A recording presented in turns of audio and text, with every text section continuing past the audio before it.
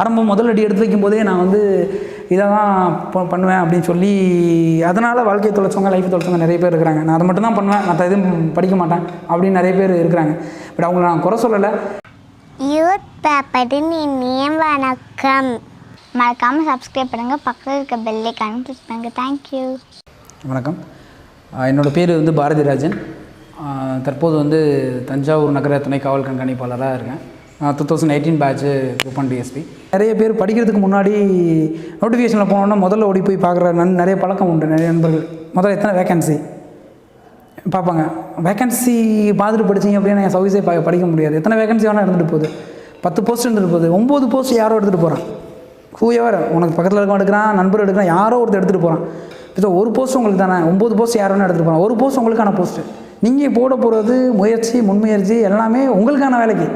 பக்கத்தில் இருக்க படிக்கிறான், ஓடுறான், நடக்கிறான், தூங்குறான், என்னமோ பண்ணிட்டு போகிறான். அதை பற்றி நீங்கள் கவலைப்படணும். உங்களுக்கான அந்த ஒரு வேலையை அடைகிறதுக்கு என்ன பண்ணணும், ஒரு வேலையை அடைகிறதுக்கு தேர்வுக்கு எப்படி தயாராகணும், தேர்வில் என்ன மாதிரி நம்மகிட்ட இருந்து தேர்வு எதிர்பார்க்குறாங்க, தேர்வர்கள் எதிர்பார்க்குறாங்க அப்படின்ற அந்த நிலைமை நீங்கள் தயார் பண்ணிங்கனாலே அந்த போஸ்டிங் பார்க்குறது, போஸ்டிங் எண்ணிக்கையை பார்த்து படிக்கிறது, அதை பார்த்து படிக்கிறது இதெல்லாமே இல்லை. நமக்கு தேவை வந்து ஒரு அரசு பணிக்கு போகணும், எத்தனை போஸ்டிங் தான் என்ன அப்படின்னு சொல்லணும். ஒரு சில பேர் படிப்பாங்க, நான் வந்து கண்டிப்பாக ஆனால் இந்திய ஆட்சி பணி தான் போகணும் அப்படின்னு மாதிரி படிப்பாங்க. அந்த மாதிரி நான் வந்து படிக்கணும்னு வேண்டான்னு சொல்ல, அது வந்து இன்னும் சிறப்பான ஒன்று. பட் கிராமப்புறங்களிலிருந்து நம்மளை அன்றாடம் நம்மளோட பொருளாதார தேவைகளே நம்மளால் பூர்த்தி செய்ய முடியாத ஒரு நிலைமையில் இருக்கும்போது கண்டிப்பாக நமக்கு ஒரு எக்கனாமிக்கலாக நம்மளை தகுதிப்படுத்துக்கிறதுக்கு, நம்மளை அதிலிருந்து வெளிக்கொண்டு வர்றதுக்கு நமக்கு ஒரு அடிப்படையாக ஒரு நிலையான வருமானம் தேவை. அப்படின்னா கண்டிப்பாக நமக்கு ஏதாவது ஒரு போஸ்ட் தேவை. இப்போ குரூப் 2ல் எடுத்துக்கிட்டிங்க அப்படின்னா எல்லாருக்கும் ஒரே சம்பளம் தான். குரூப் 4ல் எடுத்துக்கிட்டிங்கன்னா எல்லாத்துக்கும் ஒரே சம்பளம் தான். குரூப் 1ல் எடுத்துக்கிட்டிங்கன்னா எல்லாத்துக்கும் ஒரே சேலரி தான். அந்த போஸ்ட்டில் செலக்ட் ஆகக்கூடிய அத்தனை பேருக்கும் அதே வருவாய் நிலை, அதே சம்பளம் தான். பணி நிலைகள் தான் வேறு மாறுமே தவிர்த்து எல்லாமே அதே பணிநிலை தான். அதனால் நம்ம ஒரு நோட்டிஃபிகேஷன் வருது அப்படின்னா அதில் நமக்கு ஒரு வேலை வாங்கணும்.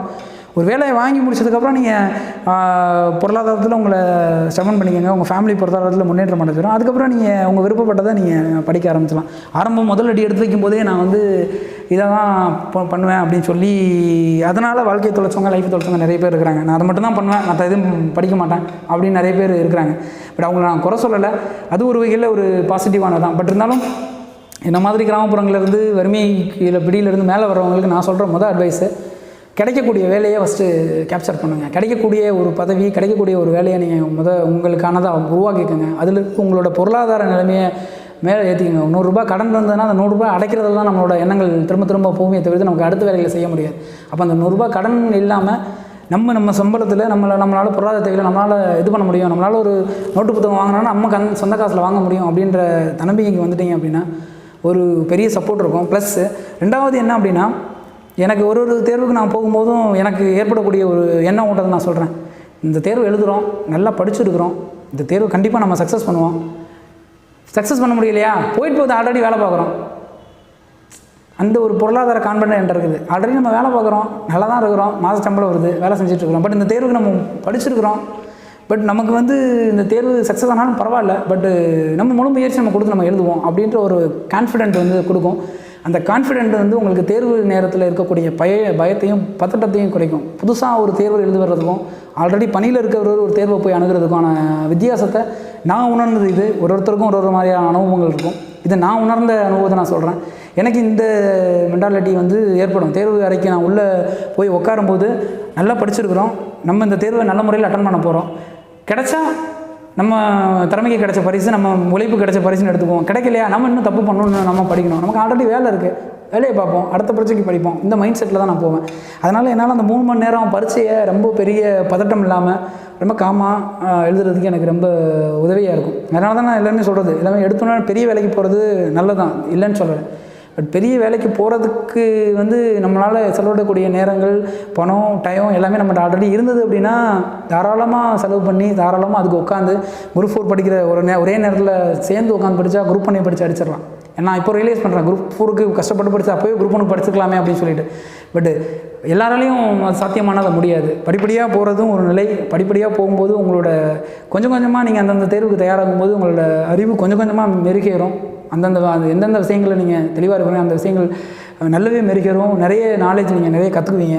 மேலே போய் அந்த எக்ஸாம் எழுதும்போது உங்களுக்கு ரொம்ப ஈஸியாக எளிமையாக அந்த தேர்வை எழுதிட்டு வர்றதுக்கு ரொம்ப ஈஸியாக இருக்கும். அதே மாதிரி இவ்வளோ சர்வீஸ் கடந்து வந்ததில் இந்த பணி செய்யும்போது எனக்கு நிறைய விஷயங்களில் பழைய பணி அனுபவங்கள் ஹெல்ப் பண்ணுது. ஒரு சில விஷயங்களில் நிறைய விஷயங்கள் நம்ம ரியலைஸாக பண்ணும்போது நிறைய விஷயங்களில் சப்போர்ட்டிவாக இருக்குது. நிறைய முடிவுகள் எடுக்கும்போது அது உதவிகரமானதாக இருக்குது. அது எல்லாத்தையுமே நம்ம டெலிபரேட்டாக இது எனக்கு இது ஹெல்ப் பண்ணுச்சு அப்படின்னு சொல்ல முடியாது. அது அந்த பை எக்ஸ்பீரியன்ஸில் வரக்கூடிய ஒன்றுமே இருக்குது. அதனால் வந்து அரசு பணிகளில் வந்து நான் உண்மையிலே உயர்ந்த பதவிக்கு மட்டும்தான் போவேன், கீழ்நிலை பணிகளுக்கு நான் படிக்கவே மாட்டேன், அது வந்து அப்படின்ற எண்ண ஓட்டத்தில் இருக்கிறதையும் இளைஞர்கள் வந்து தவிர்க்கணும். வந்து நமக்கு தேவை ஒரு அரசு பணியை கைப்பற்றிட்டு அதுக்குள்ளே இருந்துகிட்டே படிக்கலாம். வேலை பார்த்துட்டே படிக்கிறது எப்படி, அது எல்லாருமே கேட்குறது. வேலை பார்த்துட்டே எப்படி படிக்க முடியும், வேலை செஞ்சால் வந்து படிக்க முடியாதே அப்படின்ற மாதிரி தான். சரிங்களா, நமக்கு என்ன 3 வேளை சாப்பாடு, அதிகபட்சம் ஒரு 7 மணி நேரம் தூக்கம். இதை தவிர்த்து மித்த நேரம்லாம் என்ன, வேலை செய்கிற நேரம் பூரா மித்த நேரம் என்ன, அதுவும் ஒரு உழைப்பு தான். சரிங்களா, இந்த வேலைக்கு செய்கிறதுக்கான ஊதியத்தை நீங்கள் இப்போ வாங்குறீங்க. இதுக்கு மிச்சம் இருக்கக்கூடிய நேரத்தில் வேலை செய்கிறதுக்கான உழைப்பை வாங்க போகிறீங்க. இப்போது ஆல்ரெடி ஒரு வேலை பார்த்துட்ருக்கேன், நான் கான்செப்டில் இருக்கும்போது வேலை செஞ்சதுக்கான சம்பளத்தை அந்தந்த மாதம் வாங்கினேன். அந்த ரிமைனிங் பீரியடில் நான் போட்ட உழைப்பு, நான் போட்ட வேலைக்கான முதலீடு இப்போ நான் அறுவடை செஞ்சிட்ருக்கிறேன். இதுதான் வந்து இதான் இன்வெஸ்ட்மெண்ட் பண்ணுறோம் அப்படின்னா, எந்த இதுலையுமே ஒரு பணத்தை எப்படி இன்வெஸ்ட் பண்ணால் அது 1க்கு 2 கொடுக்குதோ அதே மாதிரி நம்ம மூளையும் நம்ம உழைப்பையும் இன்வெஸ்ட் பண்ணோம் அப்படின்னா கண்டிப்பாக நமக்கு வந்து அது பலன் நம்ம திரும்ப அனுபவிக்க முடியும். இது எல்லாருக்குமே எல்லா விதத்துலையுமே பொருந்தும். இது வந்து 2வதுல ரொம்ப முக்கியமான விஷயங்கள் நம்ம பார்த்தோம் அப்படின்னு சொன்னால், முயற்சி வந்து முழு மனதுடையதாக இருக்கணும். எல்லாம் மறந்து போய் இந்த மாதிரி சின்ன சின்ன சந்தோஷங்களை நம்ம இழந்து தான் ஆகணும். ஒரு வழி கிடையாது. சின்ன சின்ன சந்தோஷங்களை சாக்ரிஃபைஸ் பண்ணியே ஆகணும். சாக்ரிஃபைஸ் பண்ணால் மட்டும்தான் ஒன்றை இழந்தால் தான் ஒன்று கிடைக்கும் அப்படின்னு சொல்லி எல்லாருக்குமே சொல்லக்கூடிய சாதாரண ஒரு தியரி தான் அது. அந்த மாதிரி நம்ம கொஞ்சம் என்ன பண்ணுறோம், சின்ன சின்ன சந்தோஷங்களை இழக்க போகிறோம். ஓய்வு பணி நேரத்தில் பணி செய்ய போகிறோம். ஓய்வு நேரத்தில் மிஞ்சி போனால் வீட்டில் போய் என்ன பண்ண போகிறோம், மணிக்கணக்காக உட்காந்து அப்பா அம்மாட்ட பேசிகிட்டா இருக்க போகிறோம், இல்லை குழந்தைகள்கிட்ட பேசிகிட்டா இருக்க போகிறோம். அதிகபட்சம் டிவி பார்ப்போம், செல்ஃபோன் நோண்டுவோம், ஃப்ரெண்ட்ஸ் கூட போனால் எங்கேயா உட்காந்து டாப் அடிப்போம். இந்த 3 வேலைகள் தான் மேஜராக செய்யக்கூடிய வேலைகள். இது கொஞ்சம் நாளைக்கு தவிர்த்துக்கங்க. நான் ஒன்றும் பெருசாக 2013 படிக்க ஆரம்பித்தேன். 2016 மெயின் சேர்த்து முடித்தேன். 2017 சர்வீஸ் வாங்கினேன். என்னோடய டைம் நான் போட்ட உழைப்பு மொத்தம் 4 வருஷம். 4 வருஷம் உழைப்புக்கே என்னால் இங்கே வர முடியுது. காரணம், நான் சாதாரண அரசு பள்ளியில் படிச்சுட்டு கல்லூரி படிப்பே முழுசாக முடிக்கல. கல்லூரி படிப்பே தொழில்நிலை கல்வி மூலம் தான் படித்தேன். அனைத்து தேர்வுகளுக்குமே நான் வந்து வேலை செஞ்சுக்கிட்டே தான் படித்தேன். என்னாலேயே இவ்வளோ நேரம் இவ்வளோ பெரிய பதவிகளுக்கு வர முடியும் அப்படின்னு சொன்னால், இப்போ நிறைய இளைஞர்கள் என்னை விட நிறைய திறமையான இளைஞர்கள் 10ஆம் வகுப்பு 12ஆம் வகுப்புல நிறைய இதில் வந்து செண்டம் எடுத்த மாணவர்கள்லாம் நிறைய பேர் இருக்கிறாங்க. உங்களோட முயற்சியெல்லாம் கன்ஸ்டண்ட்டாக தேவையான அளவுக்கு முயற்சி பண்ணிங்கன்னா நீங்களாம் எட்டும் உயரத்தை வந்து இதுதான் ஒரு சாதாரண உயரம். இன்னும் நீங்கள் எவ்வளவோ உயரங்கள்லாம் ஈஸியாக எட்டலாம், ஈஸியாக அடைய முடியும். குறுக்கு வழியில் போய் போஸ்டிங் வாங்கி இது பண்ணுறதுனா அதெல்லாம் எதுவுமே இது பண்ண முடியாது. எளிமையான வேக்கன்சிஸ், எளிமையான தேர்வு, நேர்மையான முறையில் படிச்சிங்க அப்படின்னா கண்டிப்பாக எல்லாராலையும் சாதிக்க முடியும்.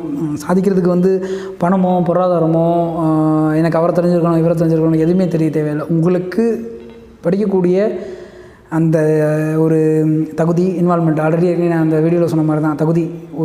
இப்போ எந்த ஒரு செயலை செய்கிறதுக்கு முன்னாடியும் தகுதின்ற வேலை வேணும். தமிழ் வார்த்தையில் ரொம்ப அருமையான வார்த்தை தகுதிக்கான எக்ஸ்ப்ளனேஷன் வந்து ஒரு நண்பர் மூலம் நான் தெரிஞ்சுக்கக்கூடிய எக்ஸ்ப்ளனேஷன். வாழ்க்கையில் ரொம்ப எல்லாருமே தெரிஞ்சக்கூடிய ஒன்று.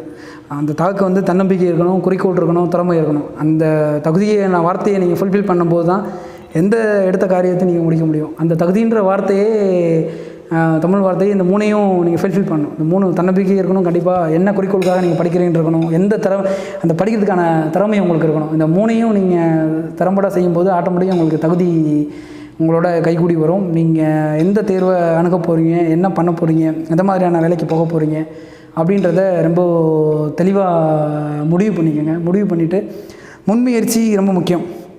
தேர்வு காலங்களில் மட்டும் படிக்கிறது, தேர்வு முடிஞ்சதுக்கப்புறம் அப்படியே புத்தகத்தை போட்டு அடுத்த வேலைகளை பார்க்குறது, இதெல்லாமே ரொம்ப இந்த மாதிரி இருந்தோம் அப்படின்னா இந்த தேர்வில் வந்து நம்மளை இது பண்ண முடியாது. நம்ம எந்த அளவுக்கு நம்மளை இந்த தேர்வுக்காக நம்மளை அர்ப்பணிக்கிறோமோ அந்த அளவுக்கு நம்ம எதிர்பார்க்கக்கூடிய முடிவுகள் நமக்கு கிடைக்கும். நம்ம முழுமையாக நம்மளை அர்ப்பணித்து நம்ம நேரத்தை அதிக அளவு அதில் செலவிட்டு முறையாக பயிற்சி மேற்கொண்டு நம்ம தேர்வு அணுகணும் அப்படின்னா கண்டிப்பாக நீங்கள் ரிசல்ட்டை போய் எடுத்து உங்கள் நம்பரை தேட வேண்டியதில்லை. கண்டிப்பாக டெஃபினட்டாக அங்கே ரிசல்ட் வந்துடும்.